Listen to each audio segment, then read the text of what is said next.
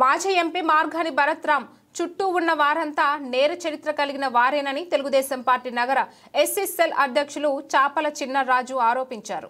స్థానిక గణేష్ చౌక్లోని ప్రెస్ క్లబ్లో నిర్వహించిన మీడియా సమావేశంలో ఆయన మాట్లాడారు. అధికారంలో ఉన్నప్పుడు ఇప్పుడు నేర ప్రవృత్తి కలిగిన వారినే మార్గాని భరత్రామ్ తిప్పుకుంటూ ప్రజలు భయభ్రాంతులకు గురి చేస్తున్నాడని మండిపడ్డారు. చైన్ స్నాచింగ్లు చేసే బిల్డర్ చిన్న, రౌడీ షీటర్, మర్డర్లు, కత్తులతో తిరగడం, ఆడవారిని లేపుకుని పోవడం, పొడిసేస్తామండు అంటూ మహిళలను బెదిరించి ధోరణి కలిగిన నగర వైకాపా యువజన విభాగం అధ్యక్షుడు పీతర్ రామకృష్ణ ఉద్యోగాలు వేయిస్తానని అప్పులు తీసుకొని ఇవ్వకపోవడం, తిరిగి అడిగిన వారిని కొట్టడం, ఇటీవల ఒక యువతిని ఆమె తండ్రిని విచక్షణ రహితంగా కొట్టిన పనులు చేసే ఎన్వి శ్రీనివాస్ వంటి వారిని వెంటేసుకుని భరత్రామ్ తిరుగుతూ సమాజానికి ఏం సందేశం ఇస్తున్నారని ప్రశ్నించారు. మొత్తం అందరూ 420 గాళ్లే, ఇలాంటి వారితో ప్రెస్ మీట్లు పెట్టి ఏం సందేశం ఇస్తున్నారని వైకాపా వారిని నిలదీశారు.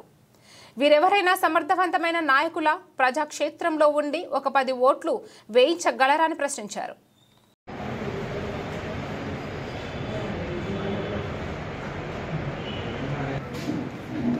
మొన్న గోదావరి నదిలో పడవ పోతంలో చనిపోయిన వారి వరకు మరి రాజమండ్రి సిటీ ఎమ్మెల్యే గారు ఆదిరెడ్డి శ్రీనివాస్ గారు అసెంబ్లీ సాక్షిగా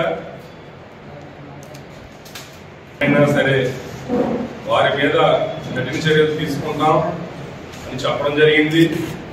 అంతేకాకుండా సంబంధిత జిల్లా ఎస్పీ గారితో, పోలీసు వారితో కూడా మాట్లాడి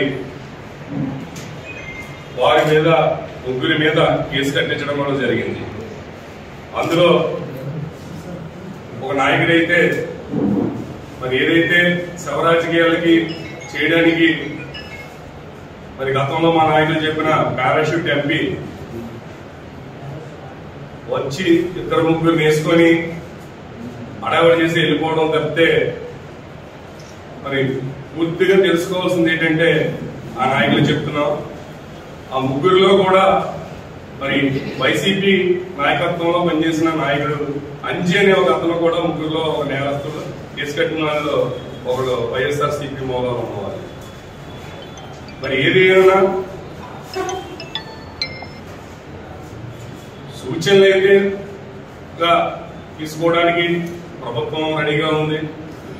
సూచన మాత్రమే తప్పితే మరి దాన్ని మీరు ఏ విధంగా రాజకీయ శవరాజకీయాలుగా మార్చుకోవడానికి ప్రయత్నం చేస్తున్నారో, ఏదో మూలిగే నక్క మీద తాటికే పడినట్టు అది తిరిగి అటు తిరిగి ఇటు తిరిగి మీ మీదే పడుతుంది. అదే కాకుండా మరి ఏదైతే ప్రెస్ మీట్ లో బిల్డర్ చిన్న అనే వ్యక్తి ప్రెస్ మీట్ మాట్లాడటం, ఆ ప్రెస్ మీట్ లో అతను నోటికి వచ్చినట్టు మాట్లాడుతూ మా నాయకులంటే ఎంత గౌరవం ఉందో వ్యక్తిగతంగా చెప్తూ మరి ఇచ్చిన స్క్రిప్ట్ ప్రకారంగా న్యాయం చేయాలి కాబట్టి ఆ స్క్రిప్ట్ కి, ఆ పేటీఎం డబ్బులకి వాళ్ళు ఆ స్క్రిప్ట్ ని చదివి అనడం, అప్పారావు గారన్నా ఆదిరెడ్డి వాసు గారన్నా మాకు చాలా గౌరవం అన్నాడు.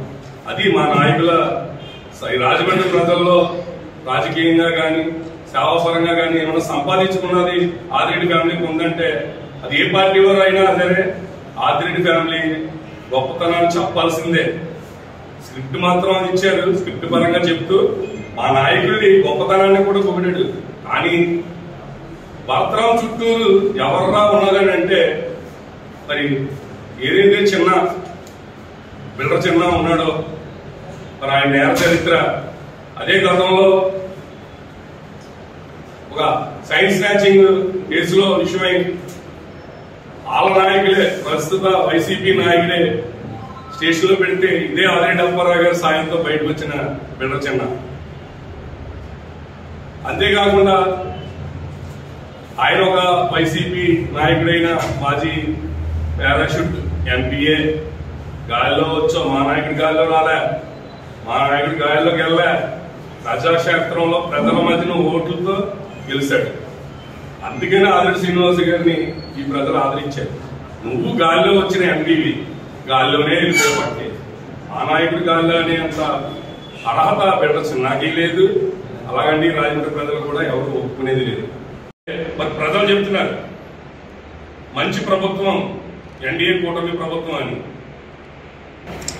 2019-24లో గంగాధర్ గారి వార్డులో 2019లో 2024లో 2019లో ఇందులో 50 చిల్లర ఓట్లు టీడీపీ మెజారిటీ, అలాగే 2024లో 1300 చిల్లరే ఓట్లు 19లో.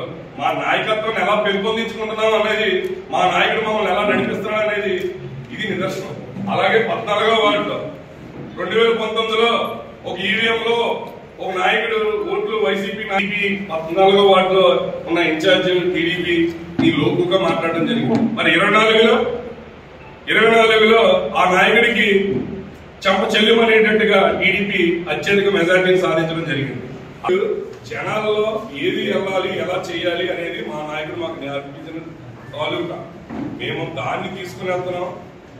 నేను ఇంకోసారి చెప్తున్నాం, బెటర్ చిన్న వైసీపీ నాయకులు ఎవరైనా ఏదైనా మాట్లాడే ముందు